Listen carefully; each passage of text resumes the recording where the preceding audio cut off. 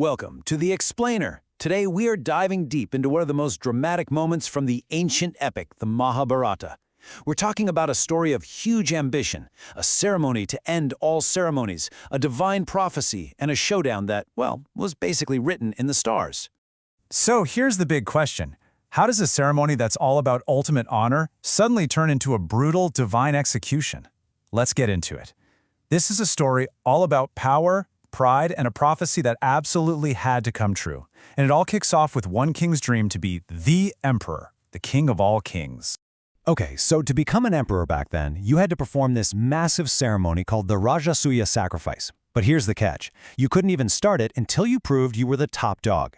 So, King Yudhishthira, the oldest of the 5 legendary Pandava brothers, sends his 4 brothers out to the 4 corners of the world. Their mission? Get every other kingdom to bow down. This was a huge test of everything, their diplomacy, their strength, and even their character. First up, you've got Arjuna, the legendary archer. He heads north, and he just crushes it, conquering king after king. His journey takes him all the way to this mythical land, Harivarsha, a place where regular people just can't go. And get this, when he gets there, these celestial guardians meet him, and they're so impressed by him that they just offer him tribute on the spot. He didn't even have to fire an arrow. That's how you know you're dealing with someone special. Meanwhile, the super-strong Bhima marches east, basically clearing a path with his giant mace. He goes through dozens of kingdoms. Now here's a key moment. He runs into his cousin, Shishupala. Now Shishupala absolutely hates the Pandava's best friend Krishna. So you'd think there'd be trouble, right? But nope. Shishupala actually agrees to come to the sacrifice peacefully. Seems like a nice gesture, but, spoiler alert, it's going to be the last party he ever attends.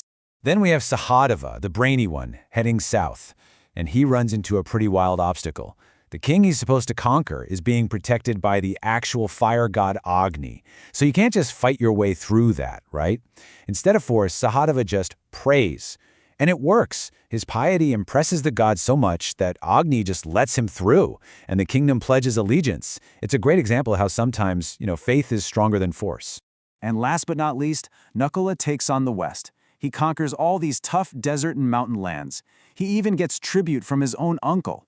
So that's it. All 4 corners of the world are now under Yudhishthira's control. The Pandavas have officially established his empire. The scale of what they just pulled off is, well, it's just staggering. So the brothers come home, and they are hauling just an insane amount of treasure. We're talking gold, silver, gems, you name it. There was so much stuff they said you couldn't empty the treasury even if you tried for 100 years. So there's no doubt about it now. Yudhishthira is the emperor. And now the stage is set for the biggest, most epic sacrifice anyone has ever seen.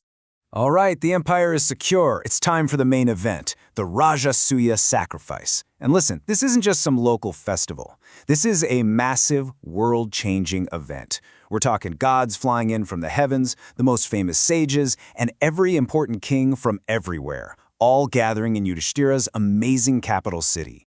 Everyone who's anyone is here, and they all get a job to do. And in a pretty ironic twist, Yudhishthira's super jealous cousin, Duryodhana, is put in charge of collecting all the tribute gifts. But the person who really makes a statement is Lord Krishna.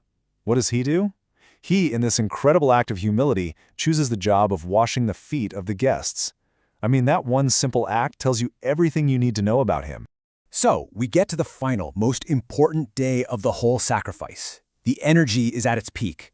And then, a single question gets asked. And this one question, it's about to blow the whole thing wide open. It's going to light the fuse on a conflict that's been bubbling just under the surface this whole time.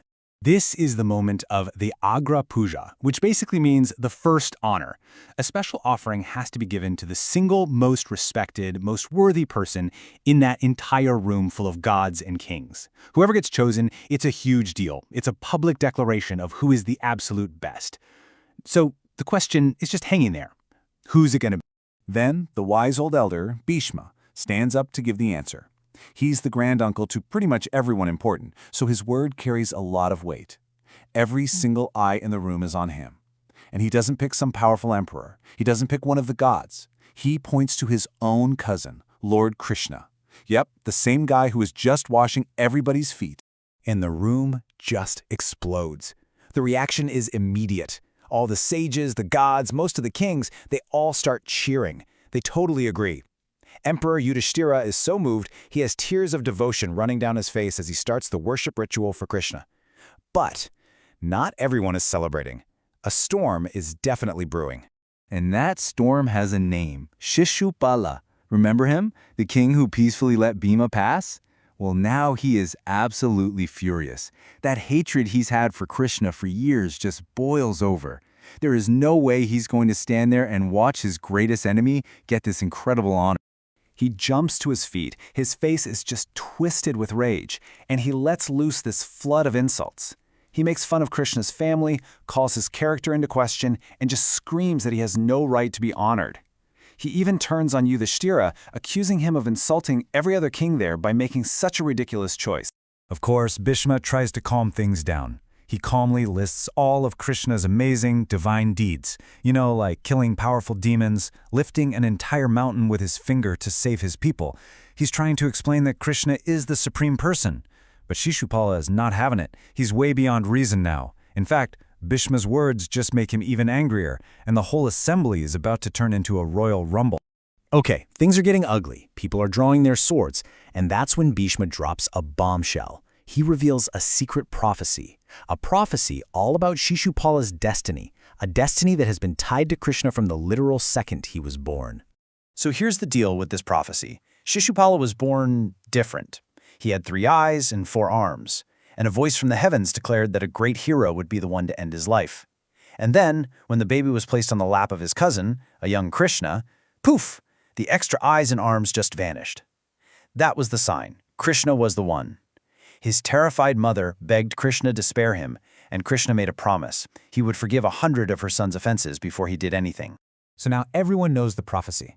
And Krishna finally stands up, and in this really calm, steady voice, he just starts listing all the terrible things Shishupala has done. We're talking burning down Krishna's city, killing innocent people, kidnapping women. He even tried to abduct Krishna's own wife, Rukmini. The list of his crimes is just, it's long and it's awful. And then Krishna looks at him and says, "I promised your mother I would forgive 100 of your offenses." His voice just echoes through the now silent hall. That number, he says, is now complete.